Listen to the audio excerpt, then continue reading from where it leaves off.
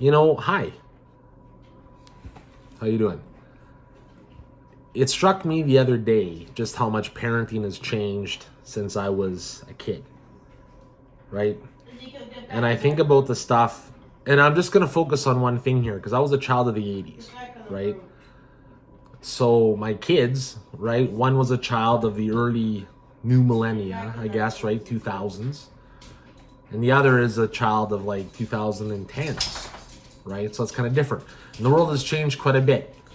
And I think about a boy and a girl. And I think about when the girl was little, we would go to all kinds of shows, like Disney shows. And I think I saw every Pixar movie at the theater, right? And I remember how horrible I felt when we went and saw Finding Nemo in Prince Albert at the old Cinema 4 theater. And it was the scene of the movie where it was the previews for Pirates of the Caribbean. And she was all excited to see Nemo. And it was the preview where it shows all the pirates coming out of the ocean. And then when it steps on land, it's a big skeleton leg. And she screamed and kind of ruined Finding Nemo for her because she was waiting for that pirate to show up. Right? And I felt horrible about that. Right? And thinking about that made me also think about when I was a kid. It was just so different. Right? Because on the occasion I went to movies with my dad picked the movie.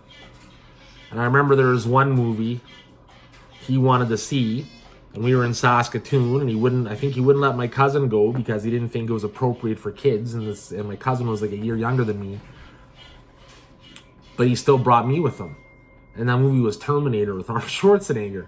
And I remember to this day, the scene where the Terminator was all shot up and he's in the gas station bathroom with a scalpel, and it shows the sink and the water running and the water basin's filling, and all of a sudden his eyeball drops and goes bloop.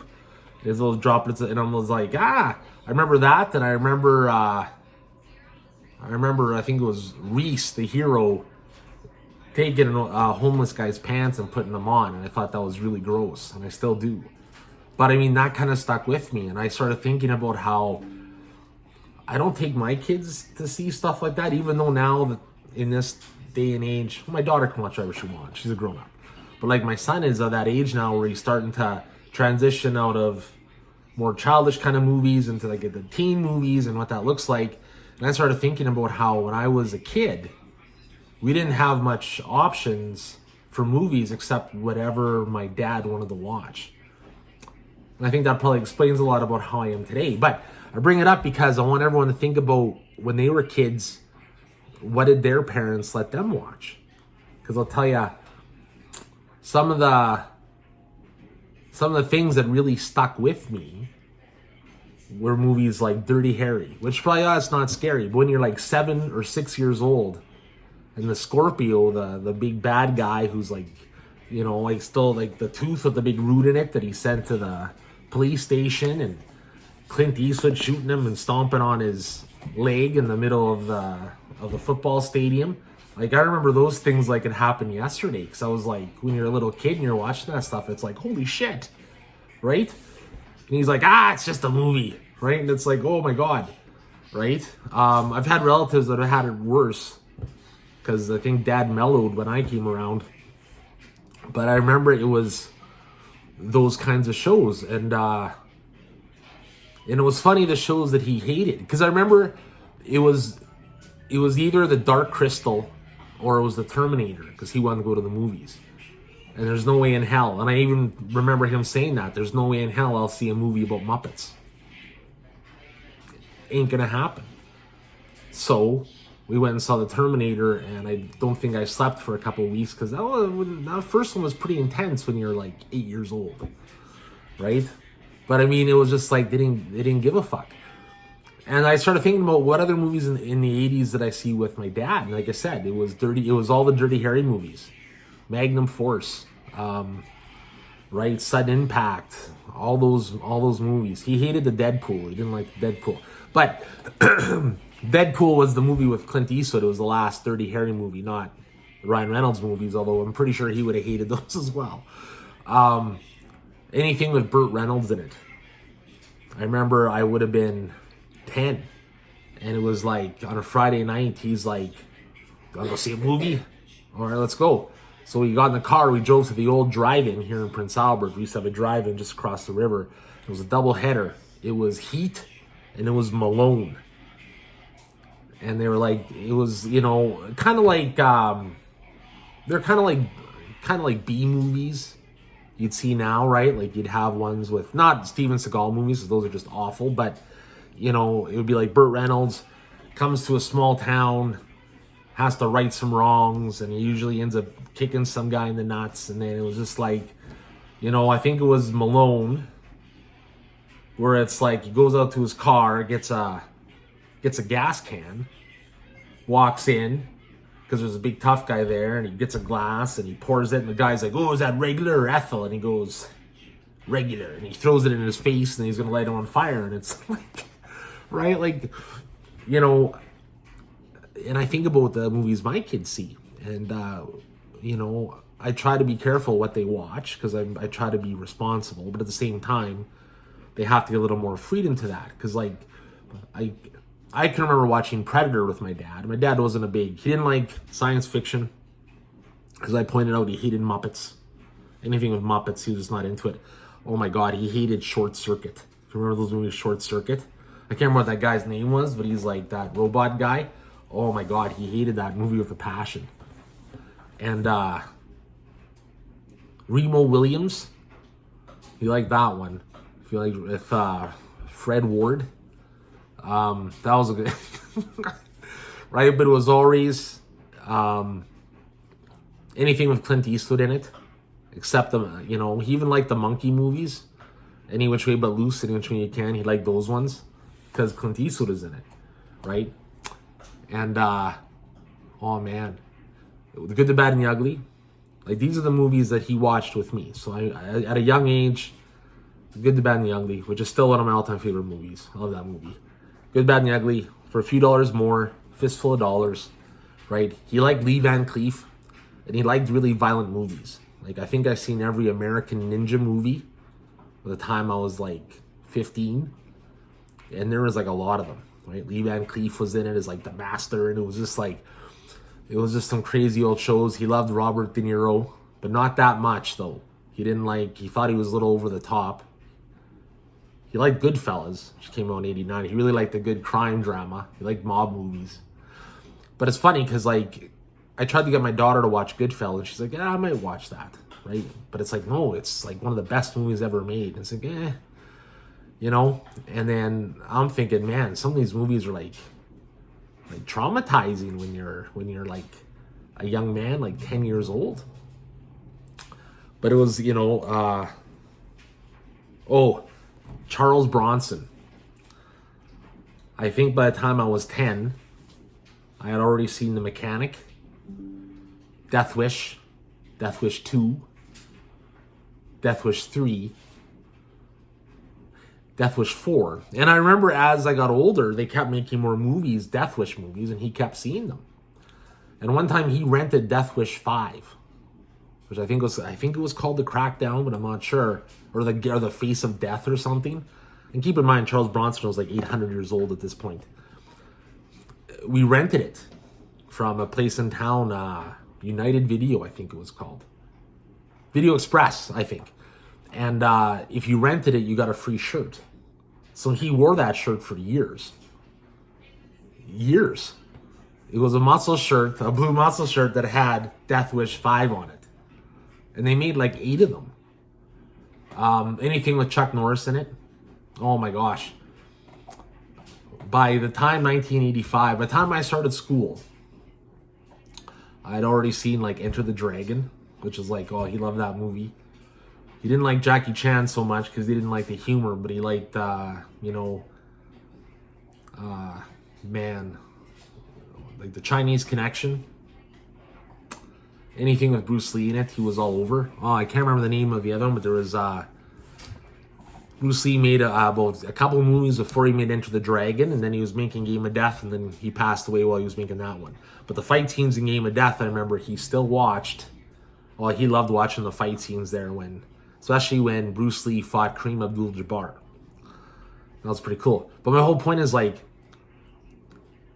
I tried to get like my kid, hey, watch this fight scene, and it's like, because they're old now. But at the time, it was like, holy shit! Like when Bruce Lee, like they're like, hey, why is he wearing the outfit from Kill Bill? That isn't the outfit from Kill Bill. Kill Bill took that outfit from Game of Death, because that's what Bruce Lee was wearing when he had the big footprint on his chest when he fought Kareem Abdul-Jabbar, right? Those sorts of things.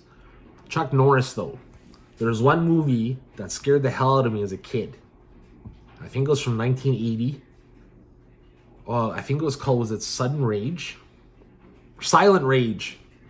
And it was where Chuck Norris always played like he was either the Green Beret or the Army Specialist or the good detective, like in every show, right? He was always coming in to right some wrongs. And there was a scientist who created like the perfect killing machine out of this insane killer. Because of course, if you're going to make a killing machine, they should be insane. And he was like, had a healing factor and he couldn't be stopped and he was doing all this stuff. And I remember Chuck Norris was fighting him the whole movie and couldn't stop him. So spoiler alert, at the end of the show, they're fighting. He throws him down a well and just leaves him there and covers it up and leaves. Right? And then at the end, you see him, he's still alive. He's still trying to get out, but he can't climb out. Right? That scared the shit out of me because I'm like 7 and I'm like thinking this guy is in a well somewhere just waiting to get out. Right? Not even Chuck Norris could stop him. And that's what I mean. And then now, like as my son is now teenage years, I'm trying to think, okay, what kind of movies? I'm trying to change it a bit, like, up it a little bit, just because he can't be watching cartoons all his life, right? And he's watching some in YouTube and TikTok. Everything has scenes from everything, graphic scenes and all these kind of things, and especially the games. So I'm like, okay, what could happen? Like, comedy movies like Spaceballs and stuff like that are pretty good. Now, that's the thing. Like, I was the youngest. So, I mean, Dad kind of dragged me along to shows. And Dad always looked old, so he always got a senior rate. Even when I was 10, he would have been about 45. And he had white hair. So anywhere he went to play mini golf or whatever, he always got a senior's rate. So we go to the show. On the rare occasion, he'd go to the show. Or he'd go into the movies to actually rent a movie. We used to have a place called National Video. And I remember he'd go rent this movie. And I'd go in and rent this movie. But it was always Chuck Norris, Clint Eastwood, Charles Bronson. Like, those were the staples. And then it got to be on Saturday nights. After Hockey Night in Canada, there was Hockey Night in Canada, there was a Tommy Hunter show, and then there was the National. And then after that, they would play local news, but then they would play movies. And then they would show the old James Bond movies. Right, kung fu movies, like I'm talking like the poorly dubbed, those kind of shows, right? And all that kind of stuff. So for me now, and I'm gonna ask everyone out there, like, what are some movies that you remember your parents bringing through? It's like nowadays you'd be like, I wouldn't take my kid to see that, right? It's kind of crazy. Because I saw a lot of movies with older relatives when I was in the 80s. So, I mean, like the Star Trek movies. I remember Conan the Barbarian, which is, if there's a trifecta of Arnold Schwarzenegger movies, I think it has to be Predator, Terminator 2. Oh, and I was going to say The Running Man, but I don't know about that. Maybe Total Recall. But he had some really, that guy had some good movies in the 80s. Oh, Conan the Barbarian, Terminator 2, and Predator. Those are the three, I think, Arnold Schwarzenegger movies that are like, oh, this is awesome. And he didn't mind Arnold, but he didn't like the comedy. He preferred the straight Charles Bronson, hey, this ain't over. And it's like, he's going to come back and kill someone.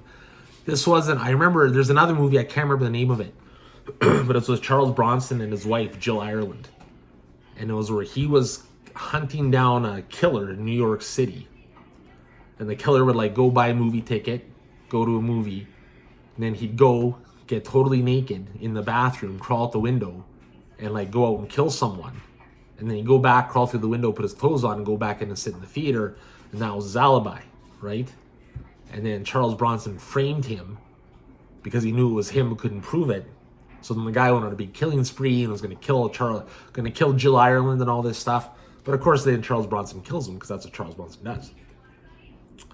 So for me, you know, I those are the type of movies where it's like I don't like if those came out now, right? And there's some crazy movies now, but there's no movies. There's no actors anymore like Clint Eastwood. Like there isn't, you know. And I mean, like everyone can like sing and dance, and they're all maybe more well-rounded. But man, look at Unforgiven. Those are my dad's favorite movies, right? And that's probably the best Western ever. You got, you know, it's everything ends. That's kind of what he, right? That's what he liked about it, because it's like, you know, you can't necessarily be who you were. You got to keep going forward, and you got to change with the times. Yeah. Hope this isn't too long-winded, but the reason why I'll put this is like parenting now, especially when it comes to like entertainment, is vastly different than what it used to be. Because now I know a lot of people are like, wait, no.